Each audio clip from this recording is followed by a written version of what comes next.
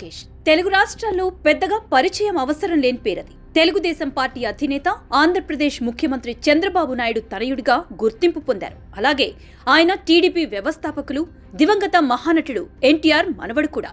అటు తాత, ఇటు తండ్రి అడుగుజాడల్లో నడుస్తూ రాజకీయ అరంగేట్రం చేశారు. నారా లోకేష్ మొదట వ్యాపార రంగంలో ప్రవేశించి ఆ తర్వాత రాజకీయాల్లోనూ తనదైన ముద్ర వేసుకున్నారు. ఈ నేపథ్యంలో నారా లోకేష్ వ్యక్తిగత, రాజకీయ జీవితానికి సంబంధించిన మరికొన్ని విషయాలు తెలుసుకుందాం. నారా లోకేష్ 1983 జనవరి 23న నారా చంద్రబాబు నాయుడు, భువనేశ్వరి దంపతులకు హైదరాబాద్లో జన్మించాడు. వీరికి ఉన్న ఏకైక సంతానం లోకేష్. లోకేష్ ప్రాథమిక విద్యాభ్యాసం హైదరాబాద్లోనే కొనసాగింది. ఆ తరువాత స్టాన్ఫోర్డ్ విశ్వవిద్యాలయం నుంచి ఎంబీఏ చేశాడు. కార్నెగీ మెలన్ విశ్వవిద్యాలయం నుంచి మేనేజ్మెంట్ ఇన్ఫర్మేషన్ సిస్టమ్స్ విభాగంలో బీఎస్సీ చేశాడు.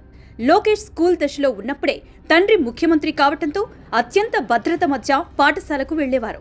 ఇక క్రమశిక్షణలోనూ లోకేష్ తండ్రికి తగ్గ తనయుడిగా పేరు తెచ్చుకున్నారు. లోకేష్ ఉన్నత చదువులు పూర్తి చేసుకుని ఇండియాకు తిరిగి వచ్చాక హెరిటేజ్ సంస్థలో కీలక బాధ్యతలు చేపట్టారు. లోకేష్ ఆధ్వర్యంలోని ఈ సంస్థ వ్యాపార కార్యకలాపాలు తెలుగు రాష్ట్రాలతో పాటు దేశంలో పలు ప్రాంతాల్లో విస్తరించాయి. అలాగే బిజినెస్ విభాగంలో హెరిటేజ్ పలు అవార్డులు అందుకోవటంలో కూడా లోకేష్ కీలక పాత్ర పోషించారు. లోకేష్ 2007 ఆగస్టులో ప్రముఖ సినీ నటుడు తన మేనమామ బాలకృష్ణ కుమార్తె అయిన బ్రాహ్మణిని వివాహం చేసుకున్నాడు. భర్త లోకేష్, మామ చంద్రబాబు రాజకీయాల్లో బిజీగా ఉండటంతో వ్యాపార వ్యవహారాలను బ్రాహ్మణి చక్కబెడుతున్నారు. లోకేష్, బ్రాహ్మణి దంపతుల సంతానమే దేవంశ్. నారా లోకేష్ 2013 నుంచి టీడీపీలో క్రియాశీలకంగా వ్యవహరిస్తున్నారు. ఆయన ఆ పార్టీకి యువజన విభాగానికి నాయకత్వం వహించాడు. 2009లో టీడీపీ మేనిఫెస్టోలో ముఖ్యమైన నగదు బదిలీ ఆలోచన లోకేష్ గారిదే. ఈ విషయాన్ని టీడీపీ అధినేత చంద్రబాబు నాయుడు గతంలోనే పేర్కొన్నారు. ఇక పార్టీలోకి వచ్చిన తర్వాత కార్యకర్తల సంక్షేమం కోసం ఎంతగానో కృషి చేశారు. లక్షల మంది కార్యకర్తలకు ఆర్థిక, విద్య, వైద్య సదుపాయాన్ని అందించారు. 2014 ఎన్నికల్లో తెలుగుదేశం పార్టీ విజయం కోసం పనిచేశారు. పార్టీ అధికారంలోకి వచ్చిన దాదాపు 3 ఏళ్ల తర్వాత 2017 మార్చి 30న ఆంధ్రప్రదేశ్ శాసనమండలికి ఎన్నికయ్యారు.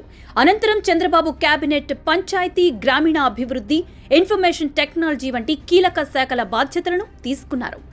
ఆయన చేపట్టిన ఆయా విభాగాల్లో రాష్ట్రం అభివృద్ధి చెందడంలో తన వంతు పాత్ర పోషించారు. 2019 ఆంధ్రప్రదేశ్ శాసనసభ ఎన్నికల్లో మంగళగిరి నియోజకవర్గం నుంచి పోటీ చేసిన లోకేష్ వైసీపీ అభ్యర్థి ఆళ్ల రామకృష్ణారెడ్డి చేతిలో 5337 ఓట్ల తేడాతో ఓడిపోయారు. లోకేష్ శాసనమండలి సభ్యత్వం 29 మార్చ్ 2023న ముగిసింది. ఈ క్రమంలోనే ఆయన యువగళం పేరుతో పాదయాత్ర చేపట్టారు. ప్రతి ఒక్కరిని పలకరిస్తూ తమ సమస్యలను తెలుసుకున్నారు. ఈ పాదయాత్ర ఆయనలోనే పొలిటీషియన్ను బయటకు తీసింది.